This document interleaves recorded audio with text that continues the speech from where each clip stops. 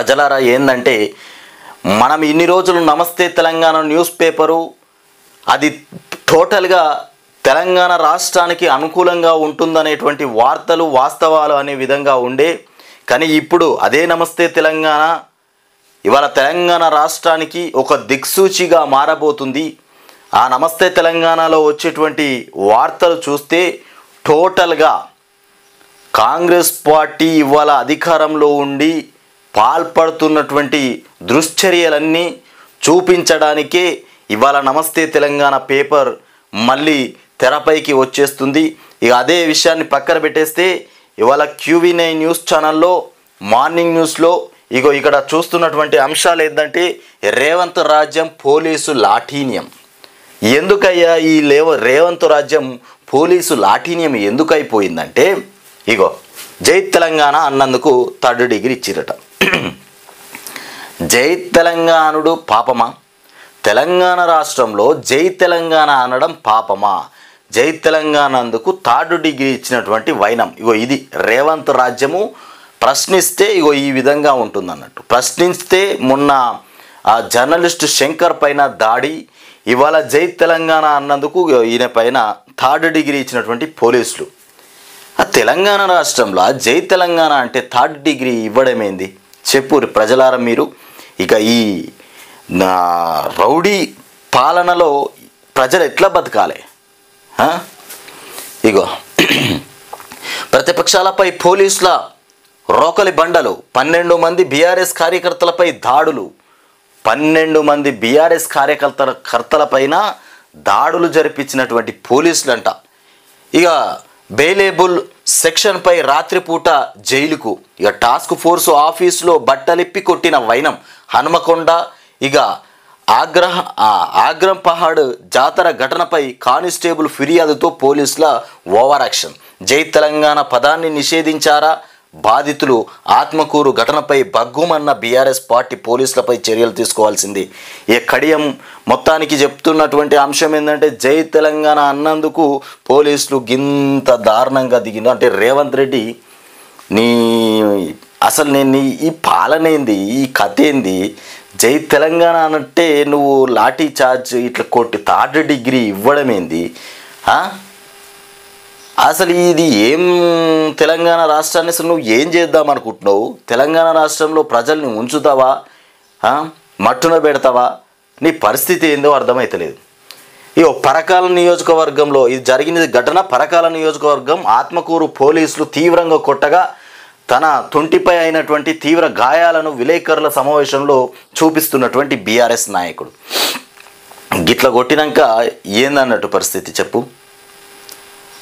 ప్రజాపాలన అన్నావు, గడీల గోడలు గూలగొట్టిన అన్నావు, గడీలకు ఉన్నటువంటి కంచెలను తీసేసిన అన్నావు. తీసేసి చివరికి నువ్వు చేసే పని ఇదేనా? కాళ్ళు మొక్కినా కనకరించలే. భార్య ఎదుటే ఎస్ఐని కొట్టి వేధించిన ఎస్పీ. మరో చోట ఫారెస్ట్ ఆఫీసర్ పైన ఇలాగే జులుం. ఆదిలాబాద్ ఎస్పీ గౌస్ అలాం తీరు వివాదాస్పదం. దాడిని ఖండించిన వరంగల్ పోలీసుల సంఘం శాఖాపరమైనటువంటి చర్యలు ఉంటాయా లేదా అని చర్చ. మేడారం ఘటనలపై సర్వత్రా విమర్శల హర్షం కూడా. కాళ్ళు మొక్కినా కనకరించలే.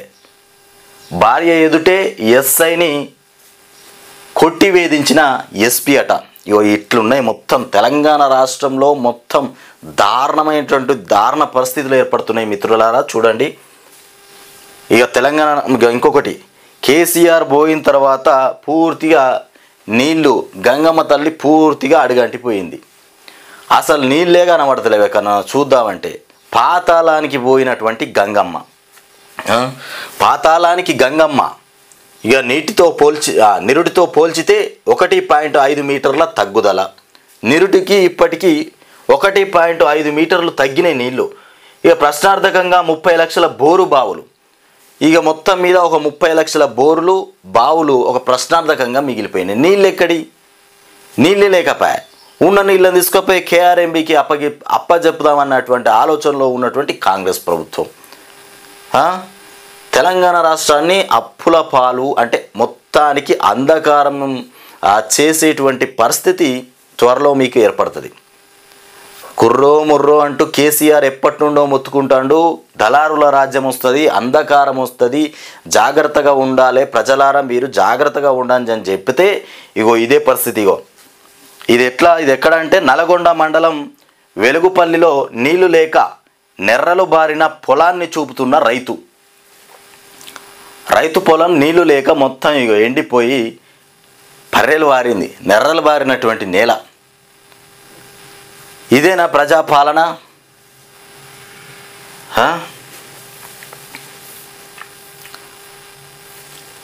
ఇక ఈనాడులో చూద్దాం. ఇక ధరణి అధికారుల బదిలీ. ఇక ధరణిలో కూడా భూ సమస్యలపైన, భూములపైన సమస్యలు పూర్తిగా పరిష్కరిస్తాం. అసలు ముఖ్యంగా తెలంగాణ రాష్ట్రంలో భూ సమస్యలే పెద్ద పీఠం, పెద్ద రిస్క్ ఏందయ్యా అంటే తెలంగాణ రాష్ట్రంలో భూ సమస్యలను క్లియర్ చేయడం అనేది ఒక పెద్ద టాస్క్ లాంటిదే.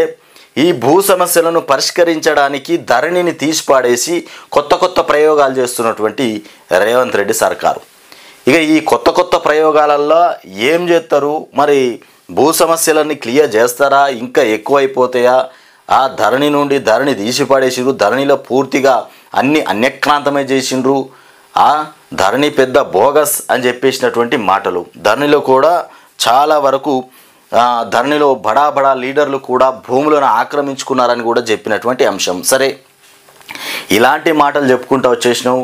ఇట్లాంటి మాటలతోని కోటలు కట్టేటువంటి ప్రయత్నం చేస్తున్నటువంటి రేవంత్ రెడ్డి ఇప్పుడు మీరు ఈ తెలంగాణ రాష్ట్రంలో ఇవాళ ధరణి అధికారుల బదిలీ అంటూ కలెక్టర్ల నుంచి తహసీల్దార్లు, ఆర్డీఓలకు భూ సమస్యల పరిష్కారంపై సర్కారు కసరత్తు చేపట్టబోతుందట. కలెక్టర్లు, తహసీల్దార్లు, ఆర్డీఓలు వీళ్ళందరికీ ఈ భూ సమస్యలపైన అవగాహన కల్పిస్తున్నామని చెప్తున్నారు. ఎట్లాంటి అవగాహన కల్పిస్తారు, భూ సమస్యలు ఎట్లా క్లియర్ అవుతాయో, ఎట్లా క్లియర్ చేస్తారో కూడా చూడాలి.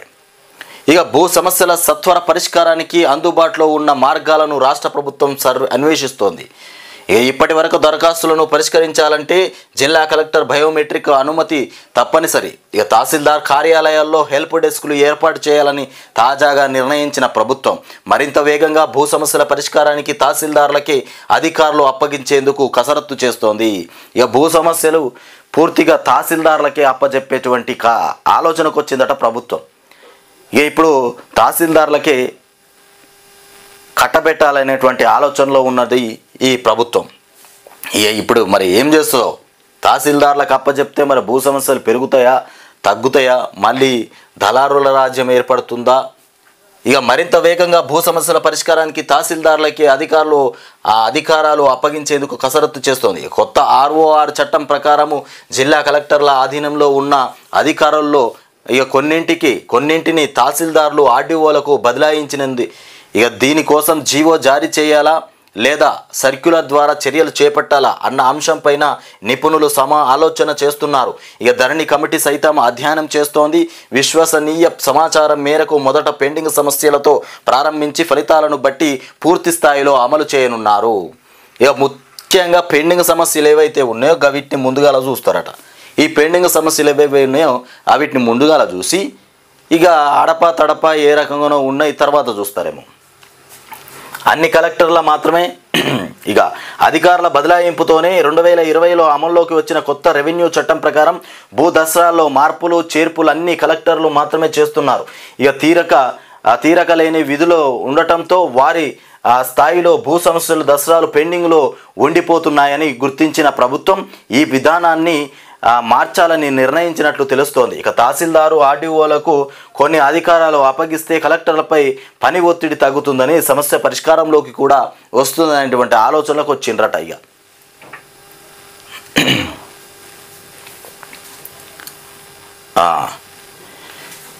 ఇక పాసు పుస్తకాల్లోని పొరపాట్లు సరిదిద్దడంలోనూ జాప్యమే. పాసు పుస్తకాల్లో పేర్లు, సర్వే విస్తీర్ణం, ఖాతా సంఖ్య, ఆధార్ నంబర్, చిరునామా లాంటివి తప్పుగా నమోదు కాగా వాటిపై వచ్చినటువంటి అర్జీలో 2.43 లక్షల దరఖాస్తులు చాలా కాలంగా పెండింగ్లో ఉన్నాయి. వీటి పరిష్కారంలో జాప్యానికి క్షేత్రస్థాయి విచారణ ఒక రకమైతే కలెక్టరేట్లలో సిబ్బంది ఉదాసీన వైఖరి కూడా కొంత మేరకు కారణమని బాధితులు చెబుతున్నటువంటి అంశాలు.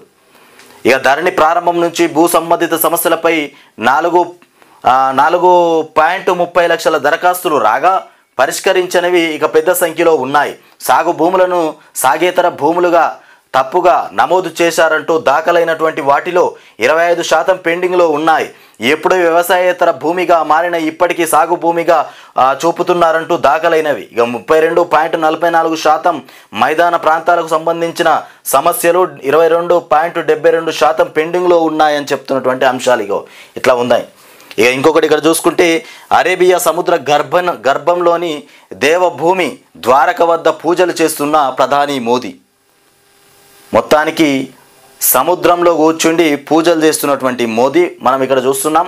ఇక సముద్ర గర్భంలో కృష్ణుడికి మోదీ పూజలు. ఇక ప్రాచీన ద్వారక వద్దకు స్కూబు డైవింగ్, ఇక దైవానికి అనుగుణంగా నెమలి పించాలు. ఇక దేశంలో పొడవైన తీగల వంతెన ప్రారంభం. ప్రధాని నరేంద్ర మోదీ ఆదివారం గుజరాత్ తీరంలో అరేబియా సముద్రంలో మరో సాహస కృత్యం చేశారు. ఇక నౌకాదళ డైవర్ల సాయంతో స్కూబా డైవింగ్ చేసుకుంటూ సముద్ర గర్భంలోకి చేరుకున్నారు. ఇక బెట్ ద్వారకా ద్వీపం వద్ద నీళ్లలో ఉన్న ప్రాచీన ద్వారకా నగరాన్ని చూసి ఇక తన్మయులయ్యారు. ఇక పద్మాసనం వేసి తన వెంట తెచ్చుకున్నటువంటి నెమలి పించాలను శ్రీకృష్ణునికి కానుకగా సమర్పించారు. ఇక అక్కడే పూజలు చేసి సముద్రం ఉపరితలం మీదికి తిరిగి వచ్చారు. మొత్తానికి సముద్రం లోపలికి పోయి కృష్ణుడికి పూజలు చేసి నెమలి ఈకలు సమర్పించి బయటకు వచ్చినటువంటి మోదీ మొత్తానికి తన జన్మ ధన్యమైపోయింది. నేటి నుంచి HMICలో బయో ఆసియా సదస్సు, అంతర్జాతీయ మాదక ద్రవ్యాల దందాలో ఇక తమిళ నిర్మాత. ఇక మసాలాలతో క్యాన్సర్కు మందు, మసాలాలతోని క్యాన్సర్కు మందట. ఇది ఎట్లనో ఇక క్యాన్సర్కు చికిత్స కోసం భారతీయ మసాలా దినుసులను ఉపయోగించడానికి ఇక మద్రాస్ IIT పరిశోధకులు కసరత్తు చేస్తున్నారు. ఈ అంశంపై పేటెంట్ కూడా పొందారు. ఇక వీటితో తయారైనటువంటి మందులు 2028 నుంచి మార్కెట్లో అందుబాటులోకి వస్తాయని వారు పేర్కొన్నారు. ఈ క్యాన్సర్కు మసాలాలే మన దేశంలో ఉన్నటువంటి మసాలాలే క్యాన్సర్కు మందులాగా పనిచేస్తాయని చెప్తున్నారు. రైతు వేదికల్లో ఇక దృశ్య శ్రవణం, 110 కేంద్రాల్లో వీడియో కాన్ఫరెన్సింగ్ వ్యవస్థ నేడు ట్రయల్ రన్. ఇవెందుకో వరంగల్ జిల్లా నర్సంపేట వేదికలో ఏర్పాటు చేసిన టీవీ ఇతర సామాగ్రి. ఇక త్వరలో నూతన విద్యుత్తు విధానం బట్టి మాటలు మాట్లాడుతుండు. ఏం విధానము? రాష్ట్రంలో త్వరలో నూతన విద్యుత్ విధానాన్ని ప్రవేశపెట్టనున్నట్లు ఉప ముఖ్యమంత్రి రాష్ట్ర ఇంధన శాఖ మంత్రి మల్లు బట్టి విక్రమార్క తెలిపారు.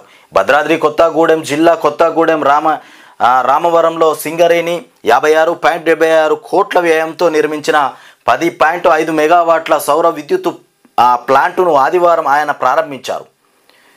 ఇక త్వరలోనే నూతన విద్యుత్ విధానం తీసుకురాబోతున్నాం అని చెప్తుండ్రు. అసలు ఈ విద్యుత్ విధానం అనేది ఏ విధంగా ఉంటుందో 24 gంటల కరెంట్ ఇస్తలేరా నాయన మొర్రో అని అక్కడక్కడ చెప్తా ఉన్నారు. ఇక ఇప్పుడు నూతన విద్యుత్ విధానం తీసుకొస్తామని ఇదొక మాట.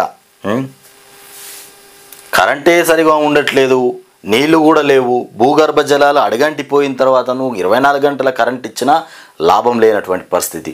వాటరే లేవు కదా. ఈ కాంగ్రెస్ గారడి మాటలు నమ్మొద్దు. గజ్వేల్ సభలో మాట్లాడుతున్న కేంద్ర మంత్రి కిషన్ రెడ్డి, చిత్రంలో రఘునందన్ రావు, ఇక సిర్పూర్ ఎమ్మెల్యే హరీష్ బాబు తదితరులు కూడా ఉన్నారు. కాంగ్రెస్ గారడి మాటలు నమ్మొద్దు. వాస్తవానికి కాంగ్రెస్ వాళ్ళు గారడి మాటలే మాట్లాడుతున్నారని అప్పటి నుండి ఇప్పటిదాకా అందరు చెప్పుకుంటూనే వస్తారు. బీజేపీ వాళ్ళు ఒకవైపు చెప్తూనే ఉన్నారు, ఇటు కేసీఆర్ BRS వాళ్ళు కూడా చెప్తూనే ఉన్నారు. మాయ మాటలు చెప్పి అధికారంలోకి వచ్చినటువంటి రేవంత్ రెడ్డి ఇవాళ రుణమాఫీ లేదు, ఇక ఇంకొకటి రైతు భరోసా లేదు, ఇక కళ్యాణ లక్ష్మి లేదు, చూసుకుంటే 2500 రూపాయలు మహిళలకు ఇస్తామన్న అది లేదు, ఏది లేనటువంటి పరిస్థితి. చాలామంది ఎదురు చూస్తారు, ఏమన్నా పైసలు వస్తే ఇండ్లు కట్టుకుందాం, ఇంతో కొంత ఆ ప్రభుత్వం సాయం చేస్తే ఇల్లు నిర్మించుకుందాం అనేటువంటి ఆలోచనలో ఉన్నటువంటి ప్రజలకు కూడా అది కూడా అందుబాటులో లేనటువంటి పరిస్థితులు నెలకొన్నాయి. ఇవాళ కాంగ్రెస్ పార్టీ అధికారంలోకి వచ్చిన తర్వాత పూర్తిగా అంధకారంలోకి పోయేటువంటి సమాచారం అయితే కనబడుతుంది. ఇక అట్లనే కనబడుతుంది, పూర్తిగా అంధకారంలోకి పోయినట్టే అనిపిస్తుంది. మొన్న సిరిసిల్ల నుండి ఒక క్యాండిడేట్ ఫోన్ చేసిండు.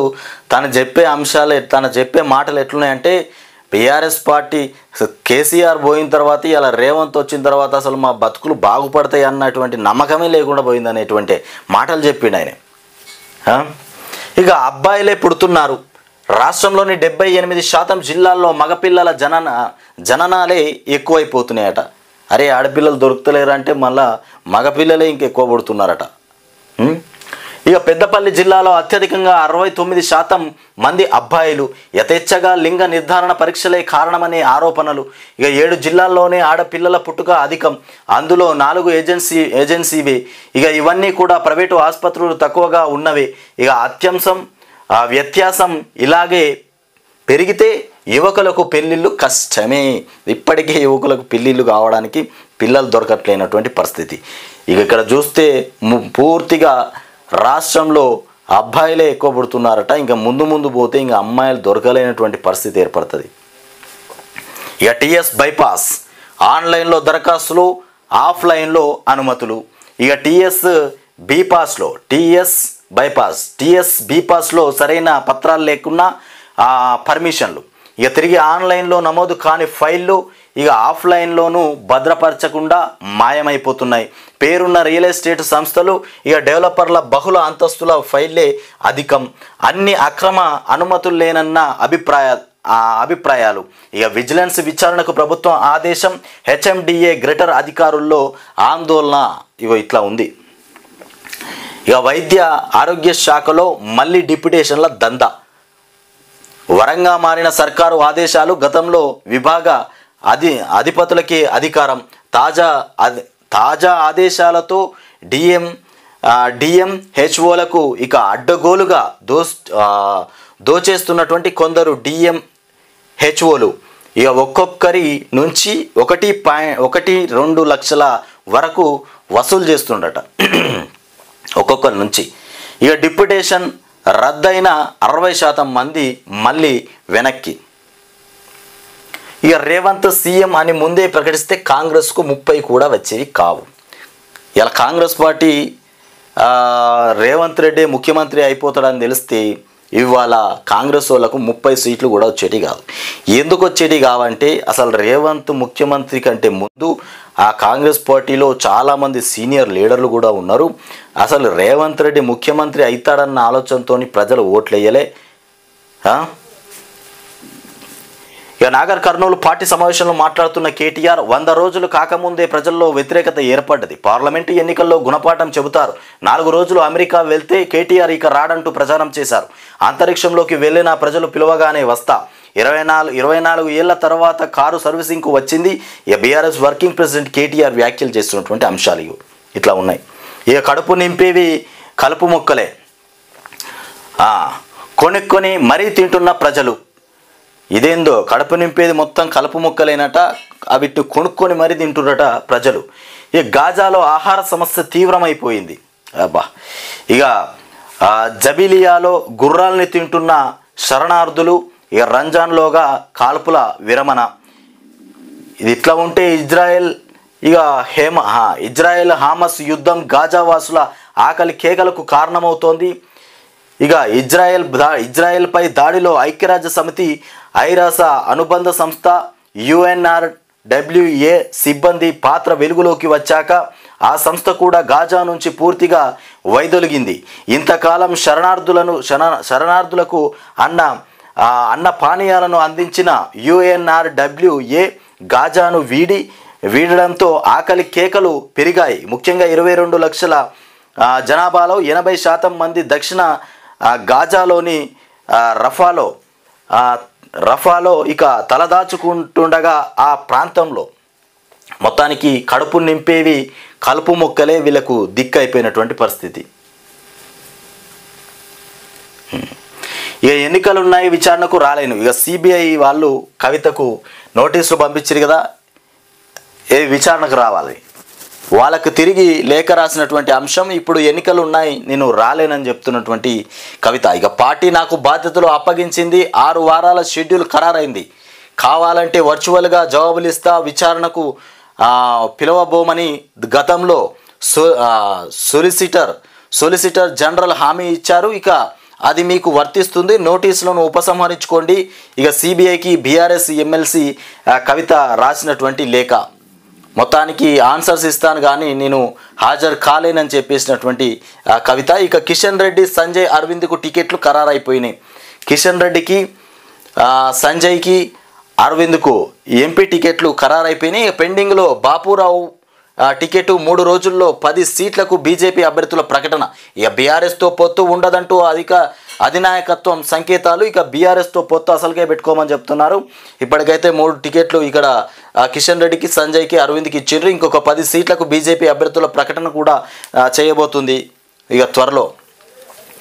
ఇక పొత్తు పాడించింది, పొత్తు పొడిచిందట. ఇక రాహుల్ పొత్తు ఆగ్రాలో జరిగిన భారత్ జోడో న్యాయయాత్రలో ఇక ప్రజలకు అభివాదం చేస్తున్న రాహుల్, అలాగే అఖిలేష్. ఎన్నికల దిశగా ఇండియా కూటమి అడుగులు. ఎస్పీ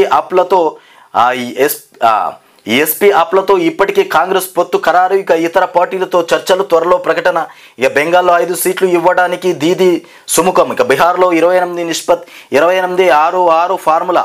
ఇక మహారాష్ట్రలో మెజారిటీ ఫార్ములాపై మెజారిటీ సీట్లపై 3 పార్టీల మధ్య అంగీకారం. ఇక దేశమంతా 350కి పైగా సీట్లపై అవగాహన ఉన్నదని ఛాన్స్తో అట్లా ఉందని చెప్తుండ్రు.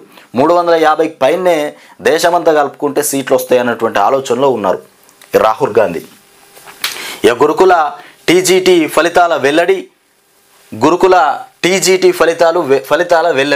406 పోస్టులకు 8,012 మందితో జాబితా వెల్లడించిన ట్రిబ్. ఇక రేపు ఎల్లుండి ధ్రువపత్రాల పరిశీలన. ఇక 2,000 కోట్ల డ్రగ్స్ రాకెట్ గుట్టురట్టు. ఇక గురుకుల టీజీటీ ఫలితాల వెల్లడి. ఇక బకాయిలు 57,399 కోట్లు ఉన్నాయట. నీటిపారుదల విద్యుత్ శాఖలో గత ప్రభుత్వం మిగిల్చిన బకాయిలు ఇవి. ఇక వీటికి లెక్క లేకుండానే పోతుంది. ఇక చెప్తే ఇది ఆంధ్రజ్యోతి. ఇక వెలుగు దినపత్రికలు చూద్దాం. వెలుగులో ఏమొచ్చినాయి? ఇవన్నీ సముద్రంలో శ్రీకృష్ణుడికి మొత్తానికి పూజలు సమర్పించి బయటకు వస్తున్నటువంటి మోదీ. సముద్ర అడుగున మోదీ పూజలు. ప్రజావాణి దరఖాస్తులు పెండింగ్లో పెట్టొద్దట. ప్రజావాణి దరఖాస్తులను మొత్తం పెండింగ్లో పెట్టొద్దు అంటుండు. పూర్తిగా పెండింగ్లోనే ఉంటాయి, ఎప్పటికప్పుడు పరిష్కరించాలి. అధికారులకు సీఎం రేవంత్ ఆదేశం. నీ ఆదేశాలను పట్టించుకునేటోళ్ళు అసలే లేరు. ఇక పాలమూరులో 10 ఏళ్ల కొత్త ఆయకట్టు రాలే, విచారణకు రాలేను. ఇట్లా ఉన్నాయి. కరీంనగర్ భూకబ్జా దందాలో కదులుతున్న డొంక. ఇవి మనం తెలంగాణ రాష్ట్రానికి సంబంధించినటువంటి మార్నింగ్ న్యూస్ చూసుకున్నాము.